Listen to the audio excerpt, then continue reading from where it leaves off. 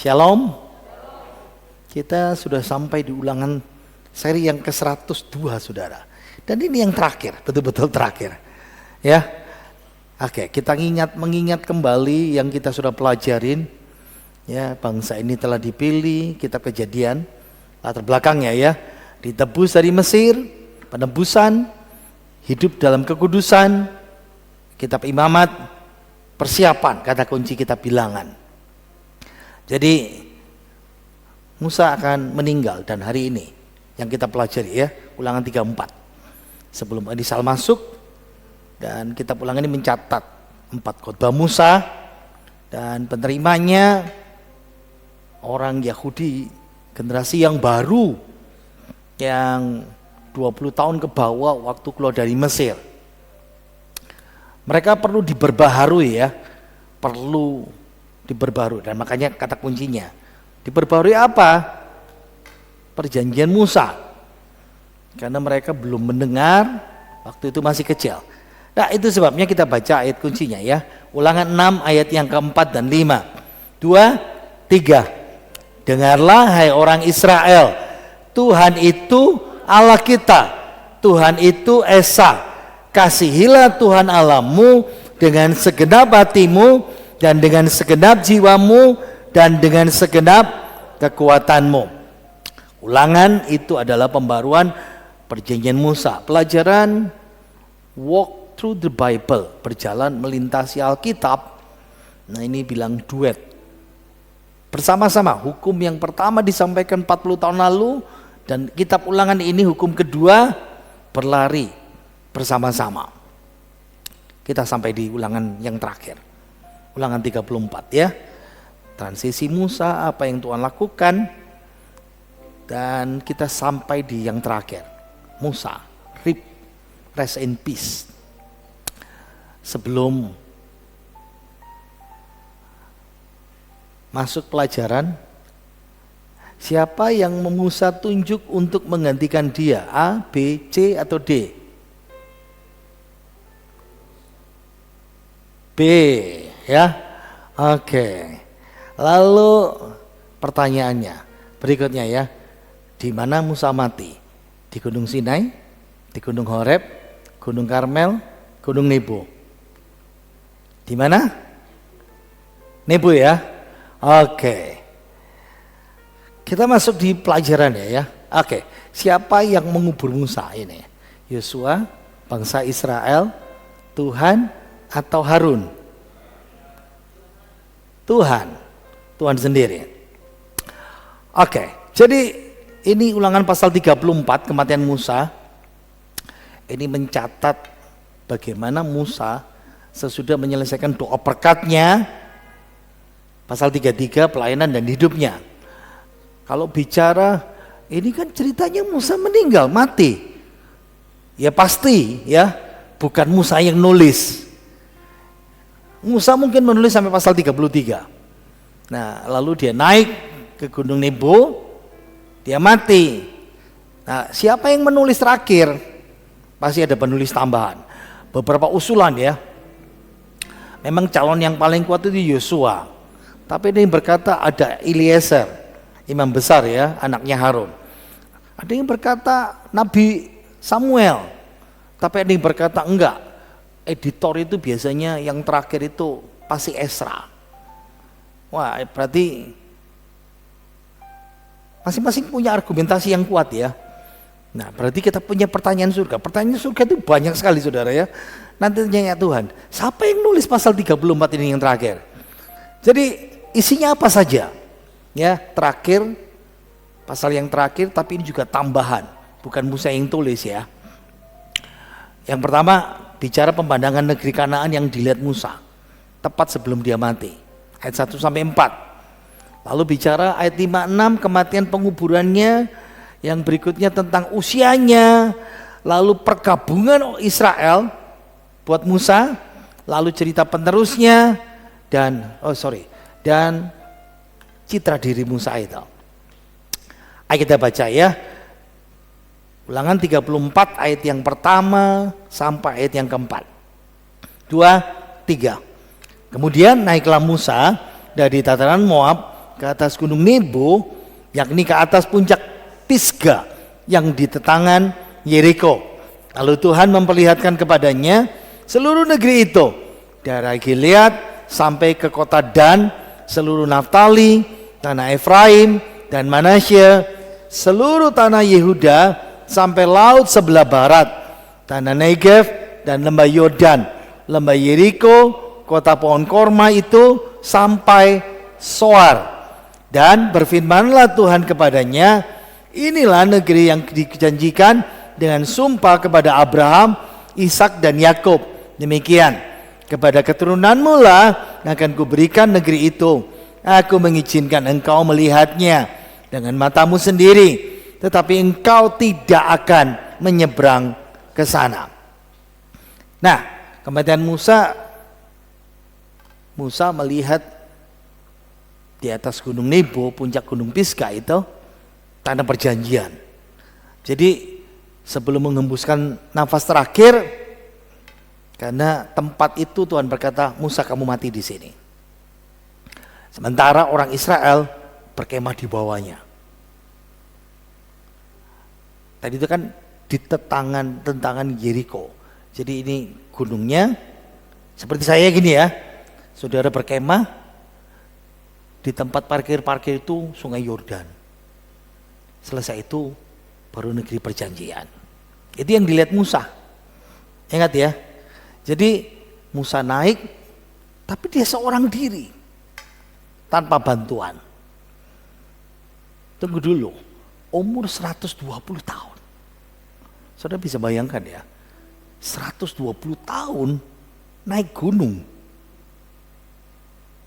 Dia masih sehat, kuat.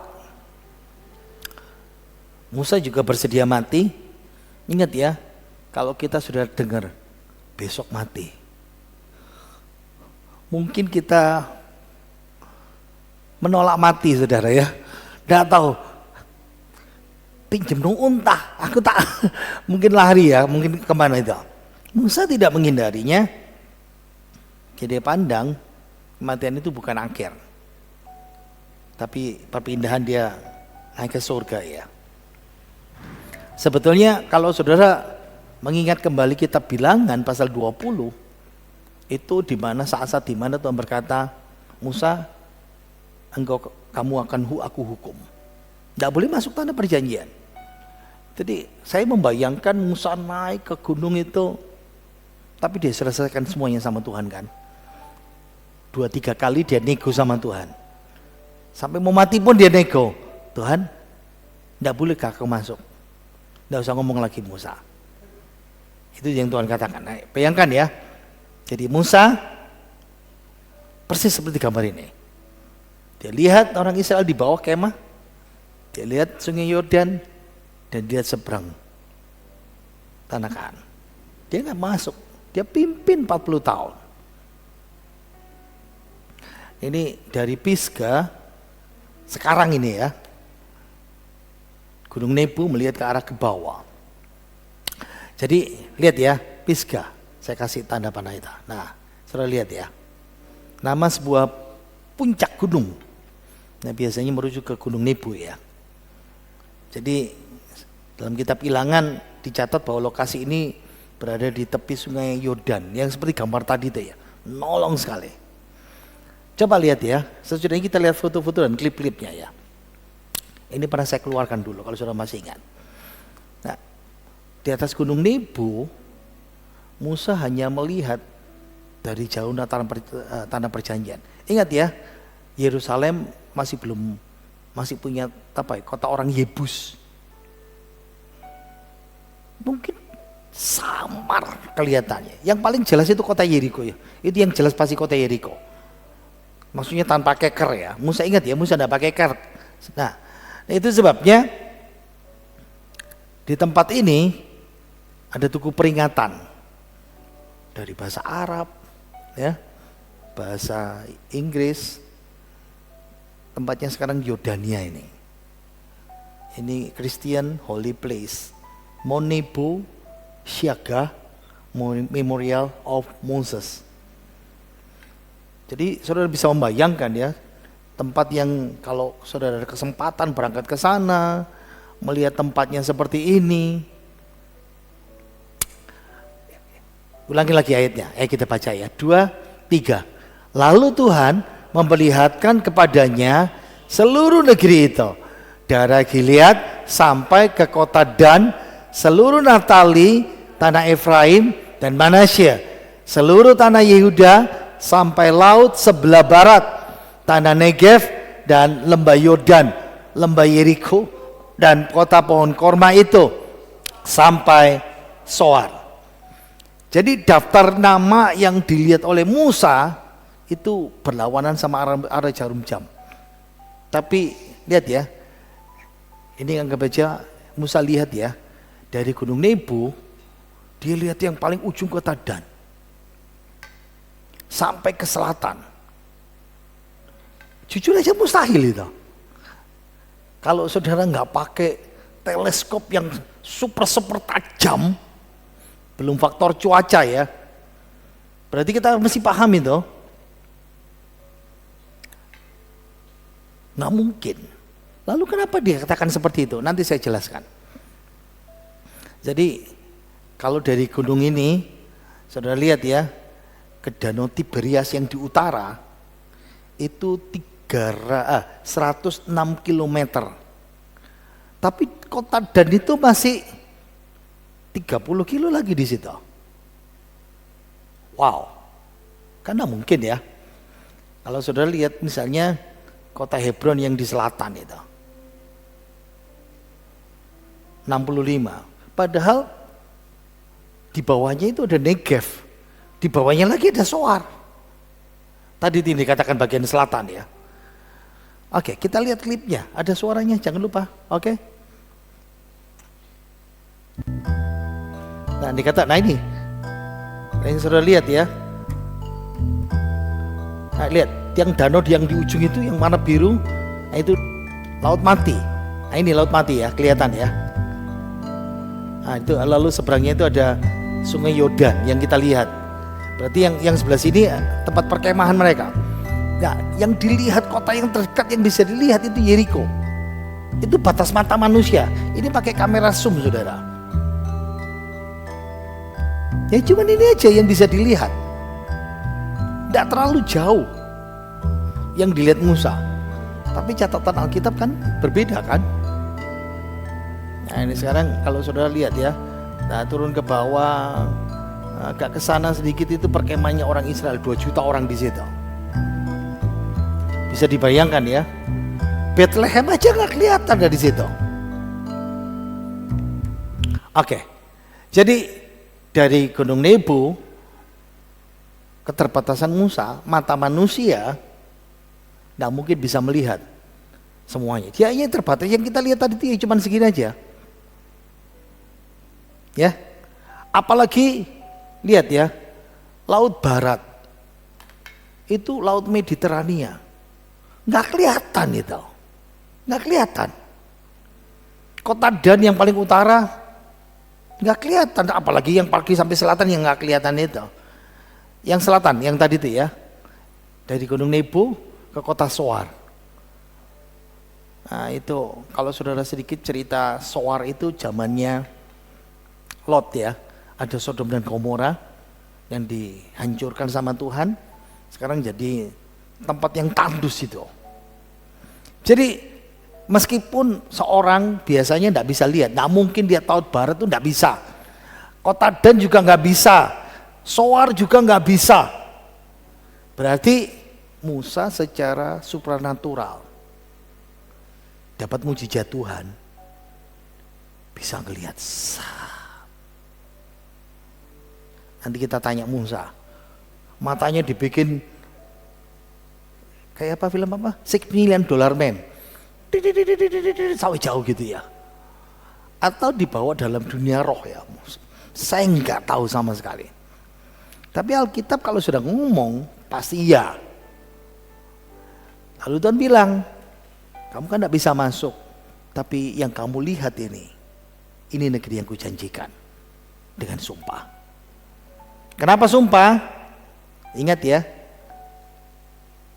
Tuhan ingat Musa meskipun Musa tidak bisa diizinkan masuk memimpin, aku tetap setia kepada janjiku, kepada Abraham, kepada Ishak, kepada Yakub, membawa umat Israel masuk tanah Kanaan.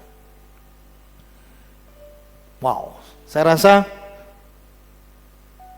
dilarang tapi dapat hak spesial melihat semuanya itu. Ayo kita baca ayat selanjutnya. 5-8. 2, 3. Lalu matilah Musa, hamba Tuhan itu, di sana di tanah Moab sesuai dengan firman Tuhan, dan dikuburkannya lah dia di sana, dia di situ atau tempat di lembah di tanah Moab, di tentangan Bet Peor, dan tidak ada orang yang tahu kuburnya sampai hari ini. Musa berumur 120 tahun ketika ia mati, matanya belum kabur dan kekuatannya belum hilang. Orang Israel menangisi Musa di dataran Moab 30 hari lamanya. Maka berakhirlah hari-hari tangis perkabungan karena Musa itu. Nah, sekarang bicara kematian Musa dan Yosua sebagai pengganti ayat 5-9. Ayat 9 belum kita baca. Meskipun kita tahu ya tadi itu ya, bilangan pasal 20. Musa itu didisiplin karena tindakan ketidakpercayaannya.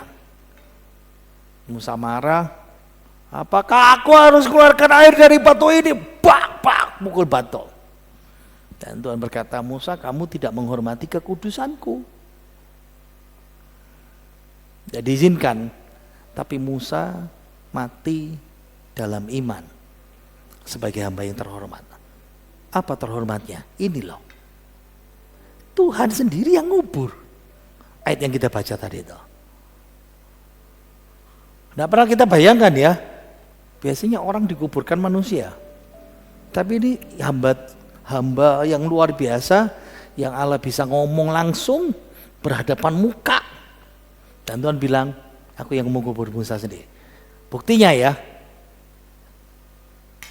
sampai sekarang tidak ada orang pun yang tahu kuburnya.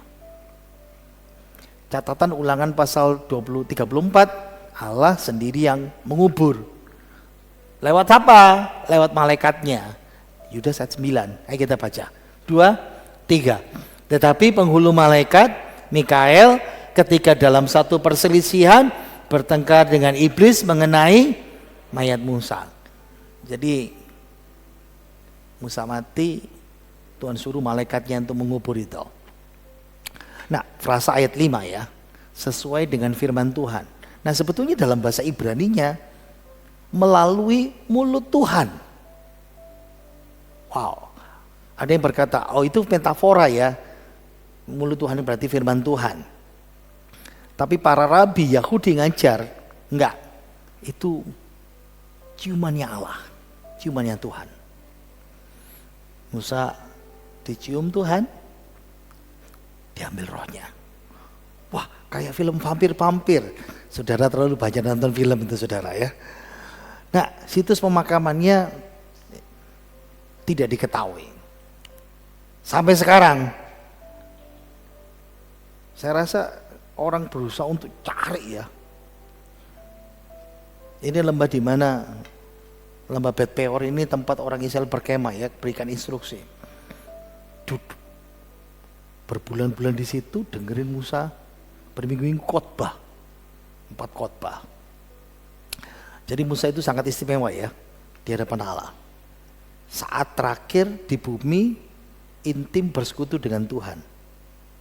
Dan tidak ada seorang manusia pun diizinkan mengambil alih, ikut penguburannya. Ini sama seperti waktu Tuhan tutup Batra Nuh. Tuhan tutup sendiri, blek.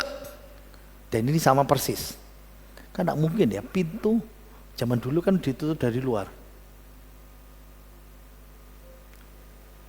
Bisa nggak ditutup 150 hari loh.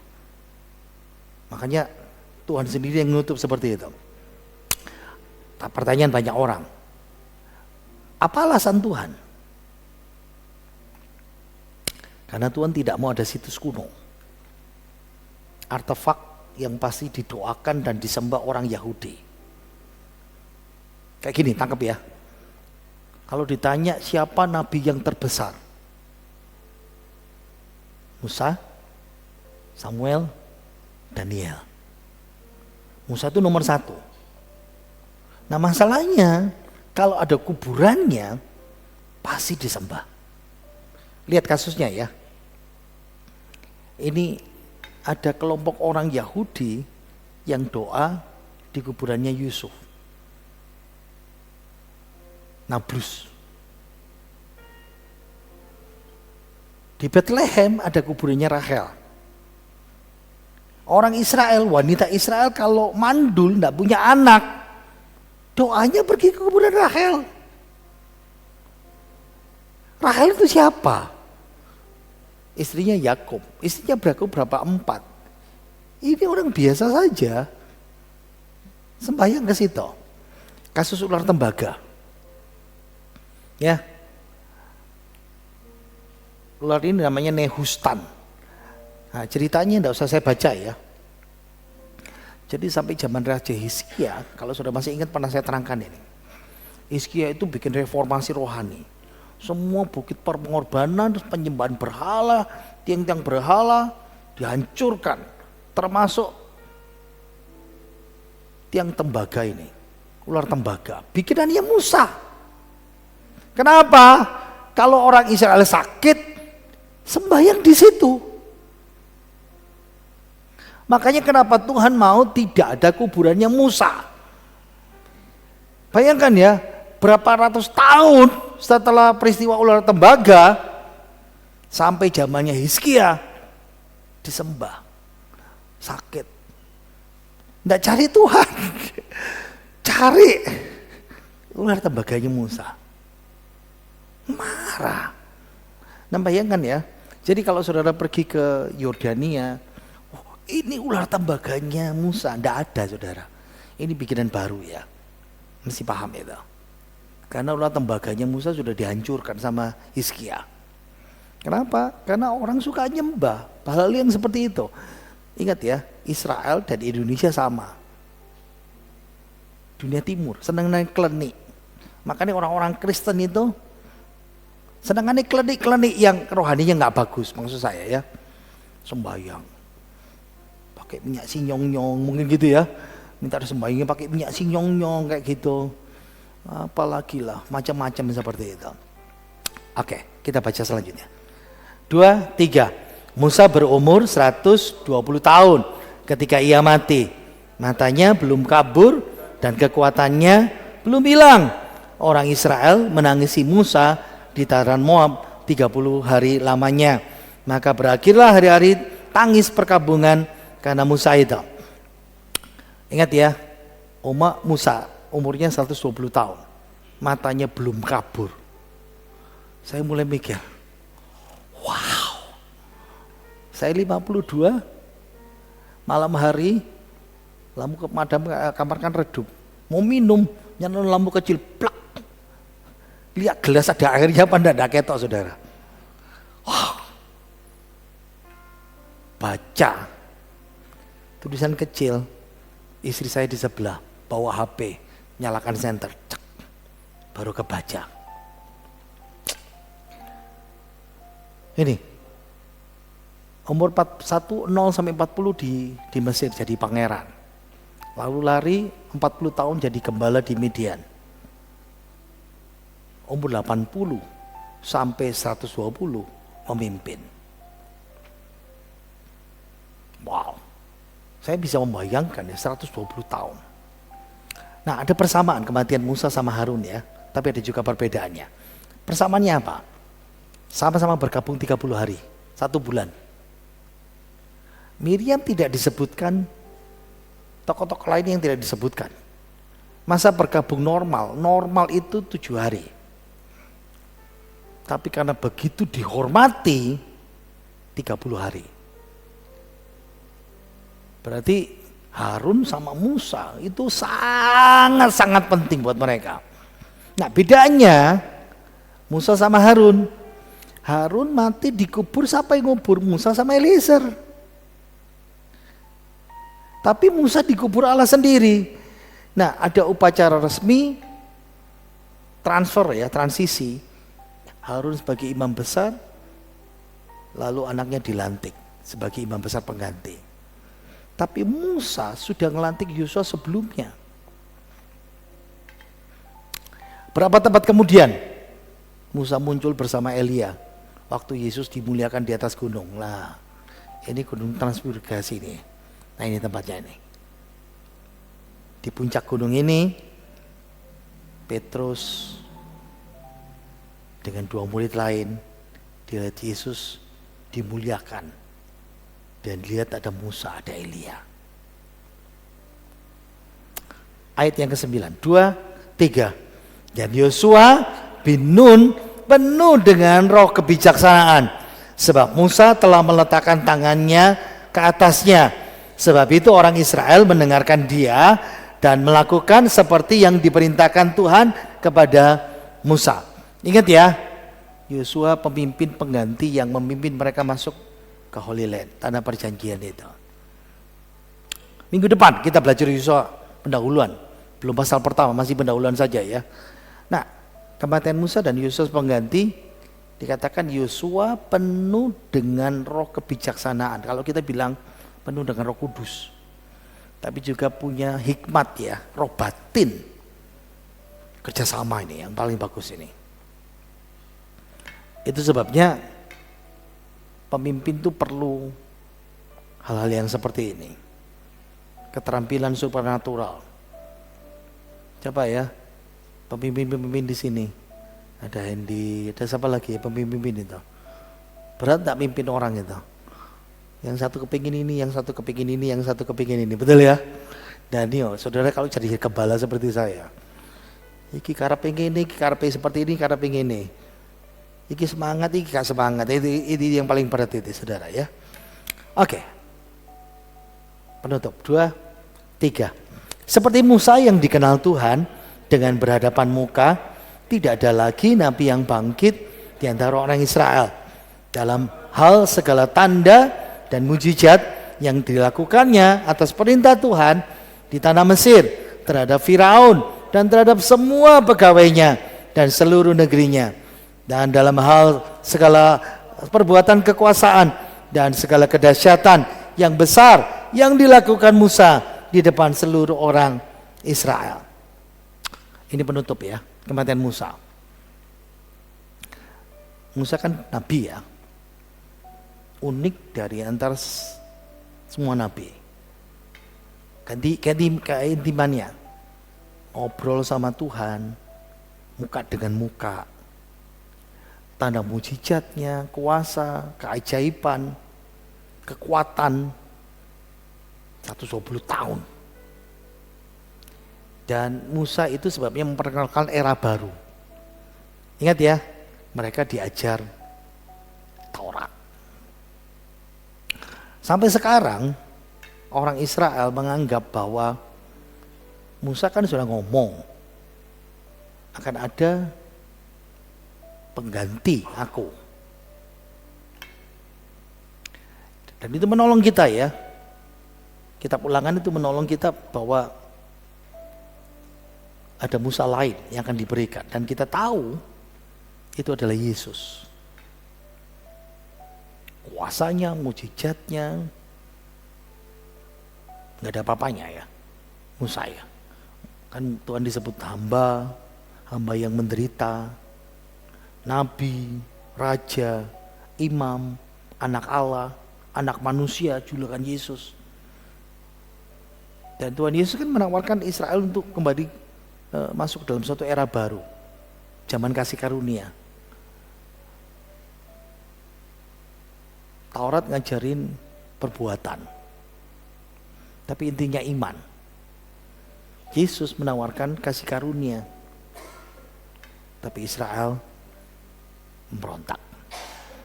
Tawaran Tuhan itu ditolak. Tapi menolong kita, kitab Kidung Agung masih menunjukkan ya, nanti waktu Tuhan datang, mereka kembali.